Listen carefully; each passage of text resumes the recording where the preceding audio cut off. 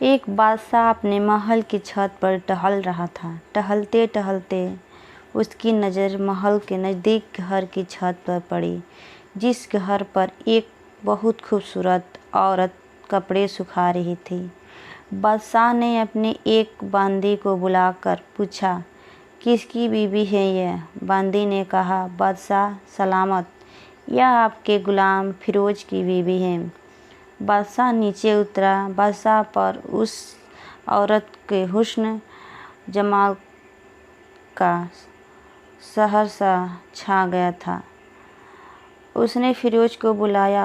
फिरोज हाजिर हुआ तो बादशाह ने उससे कहा, फिरोज, हमारा एक काम है।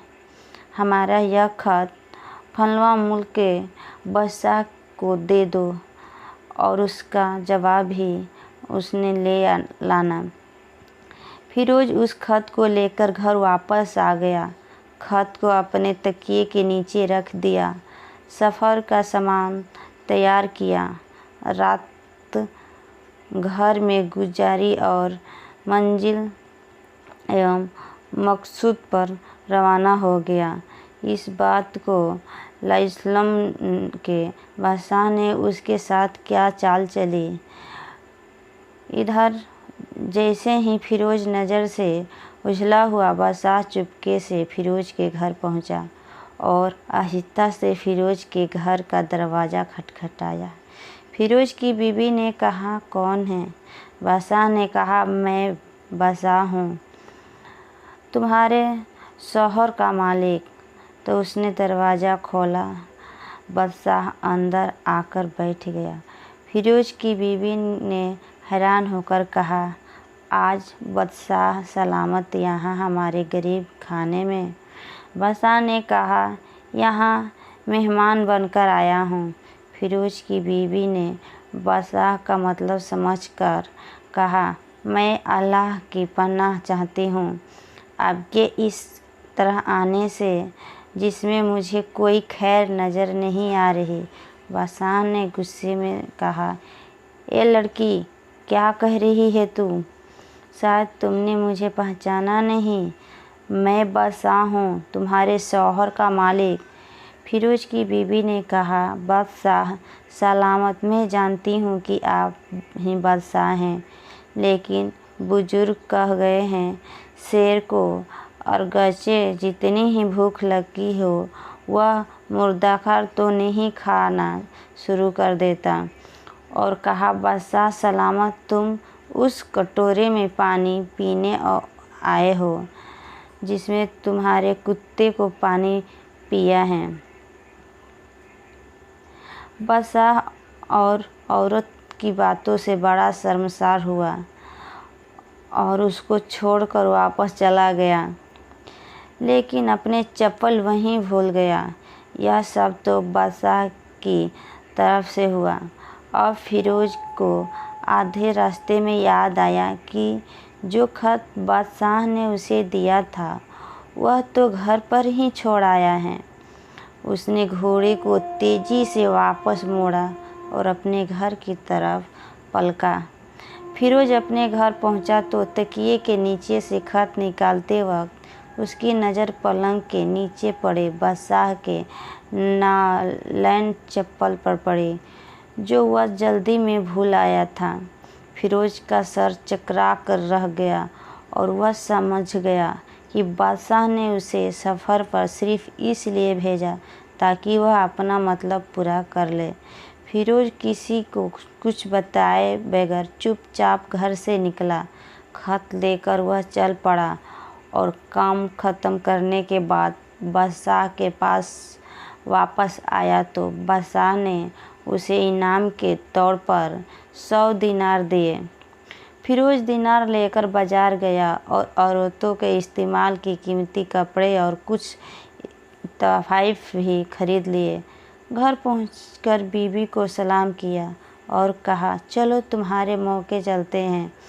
बीवी ने पूछा, यहाँ क्या बादशाह ने इनाम दिया है?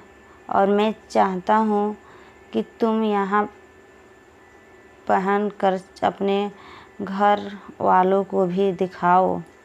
बीवी, जैसे आप चाहें। बीवी तैयार हुई और अपने वालिदैन के लिए अपने शौहर के साथ रवाना हुए।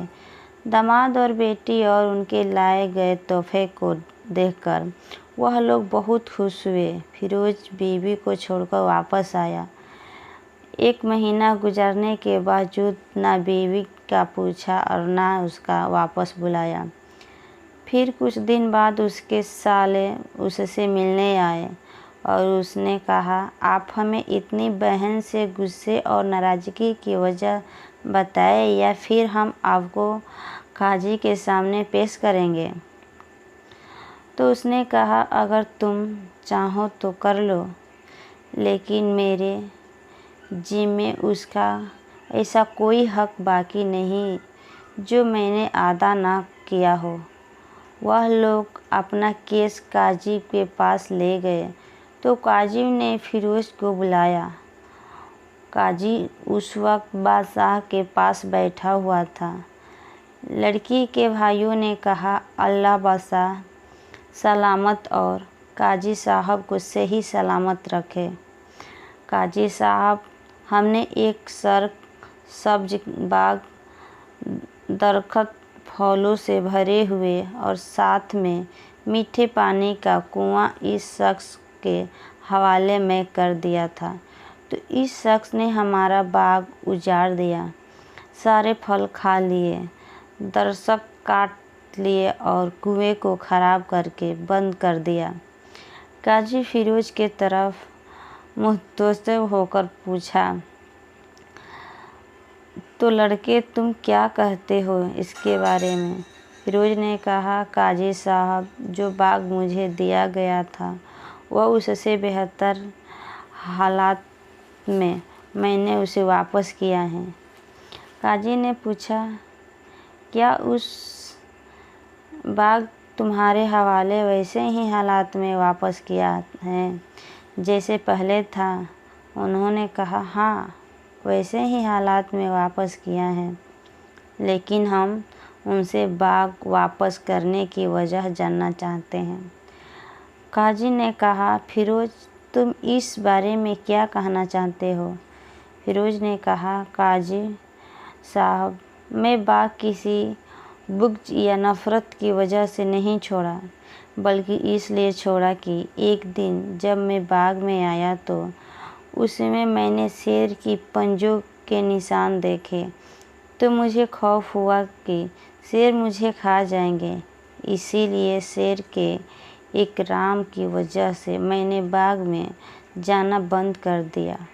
बादशाह, जो टेक लगाए हुए एक सब कुछ सुन रहा था, उठकर बैठ गया और कहा, फिरोज, अपने बाग की तरफ अमन और मुतमईन होकर जाओ। अल्लाह की कसम, इसमें कोई शक नहीं कि शेर तुम्हारे बाग आया था, लेकिन वह वहाँ पर ना तो कोई असर छोड़ सका, ना कोई पत्ता तोड़ सका और ना ही कोई